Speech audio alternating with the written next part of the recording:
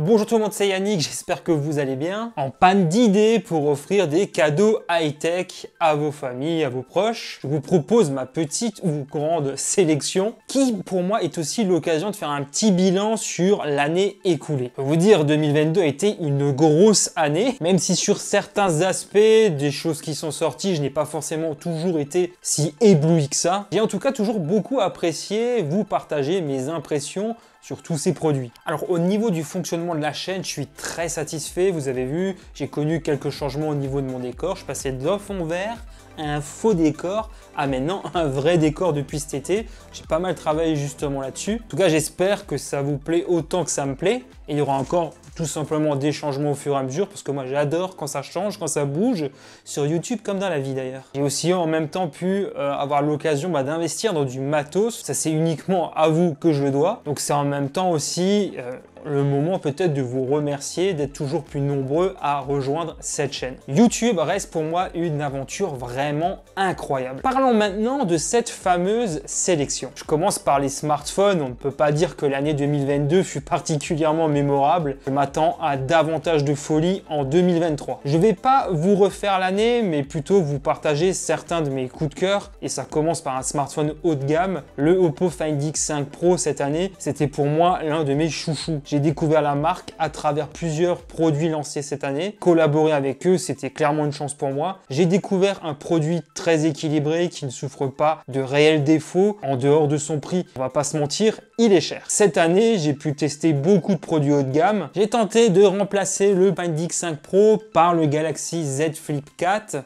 Malheureusement, ça l'a pas vraiment fait. Oui, je vais l'abandonner parce qu'il ne me correspond pas vraiment. Pour les raisons évoquées dans mon test, j'ai pas changé d'avis donc. J'ai aussi tenté de le remplacer par le Pixel 7 Pro pendant aussi un petit moment juste avant de m'en débarrasser. Mais non, ça ne l'a pas fait non plus pour d'autres raisons. Ça ne me convenait pas. Un manque dans certains domaines. Si j'avais un bon conseil à vous donner, n'hésitez pas à jeter un coup d'œil sur les smartphones haut de gamme de l'année dernière qui ont bien baissé depuis et qui vont, pour la plupart d'entre eux, vous apporter beaucoup plus de satisfaction que des milieux de gamme de 2022. Gros coup de cœur cette année pour Realme en ce qui concerne le rapport qualité-prix.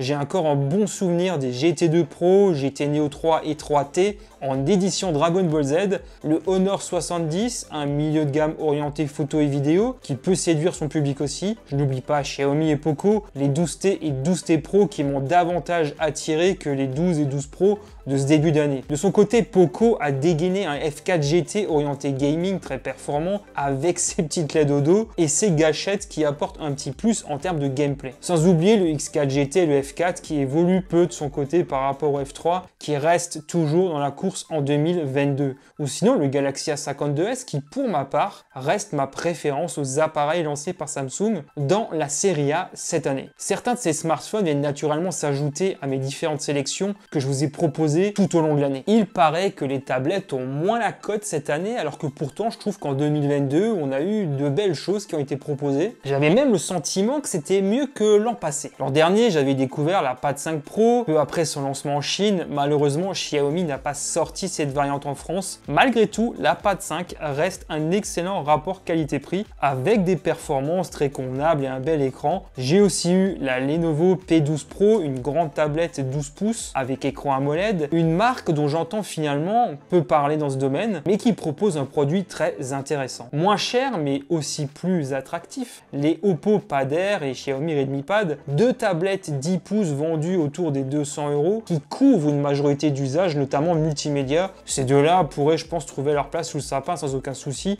et convenir à toute la famille. Certainement moins attractif en termes de rapport qualité-prix, l'iPad 10, j'ai sans doute acheté l'un des produits Apple les moins intéressants et je me rends compte davantage de cet aspect après avoir lu quelques commentaires très détaillés à ce sujet après la publication de ma vidéo. N'oublions pas le salon et la télévision. Là aussi, j'ai pu tester quelques produits sympas, tout particulièrement des sticks et des box télé. Dans l'univers d'Android TV, j'ai beaucoup aimé cette année le nouveau Chromecast avec Google TV qui se décline désormais en Full HD après avoir lancé une version 4K. Ces deux produits auront ma préférence. Mais je peux aussi parler du nouveau stick de Xiaomi et de celui de Realme, mais ce dernier n'est pas disponible en France. Autrement, Amazon propose pas mal de produits intéressants, le stick Fire TV et le Cube, dont une nouvelle version vient d'être lancée. Ma vidéo arrive cette semaine concernant ce dernier. Je ne peux pas passer non plus à côté de l'Apple TV qui propose aussi une expérience très intéressante, très fluide et s'inscrit parfaitement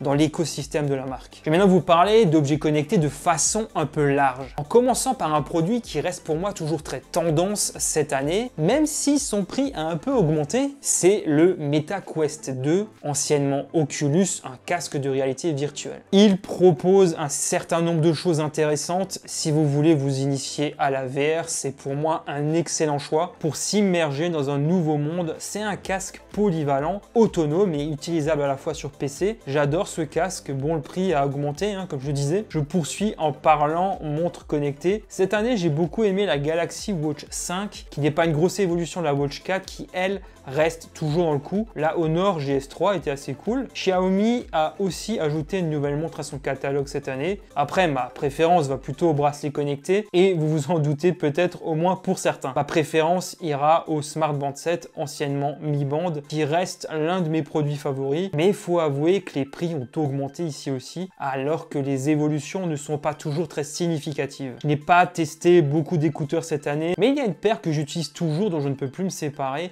les Oppo Enco X2, qui proposent une excellente qualité de son associée à une faible latence et une réduction de bruit active intéressante. Sans oublier la compatibilité Bluetooth multipoint fonctionnelle en dehors de l'écosystème de Oppo. Autrement moins cher, il y a aussi SoundPits qui propose des trucs plutôt cool sur Amazon. J'ai eu l'occasion de tester un PC portable sympa qui profite de bonnes performances tout en conservant un design assez fin, le Honor Magic Book 14. Je vais peut-être m'arrêter là, comme je l'ai dit juste avant, l'année fut particulièrement chargée. J'ai sans doute fait abstraction de pas mal de choses. N'hésitez pas à me dire, vous, quels ont été vos produits coup de cœur high-tech cette année, juste en bas en commentaire, et le ou lesquels vous aimeriez voir sous le sapin. Je vous mets les liens vers les tests de ces produits en description, bien entendu, si vous voulez aller plus loin. Après, le principal, ça reste quand même de pouvoir profiter sereinement des fêtes de fin d'année avec sa famille, ses amis, et surtout rester en bonne santé. Mais bon, les cadeaux, ça reste toujours cool quand même. Toujours super important pour l'évolution de la chaîne. Si cette vidéo vous a plu, n'hésitez pas à la partager à vos proches. N'oubliez pas le petit like qui fait toujours plaisir et à vous abonner en activant la petite cloche. Un grand merci pour votre soutien. Moi, je vous dis à très bientôt. Allez, ciao tout le monde.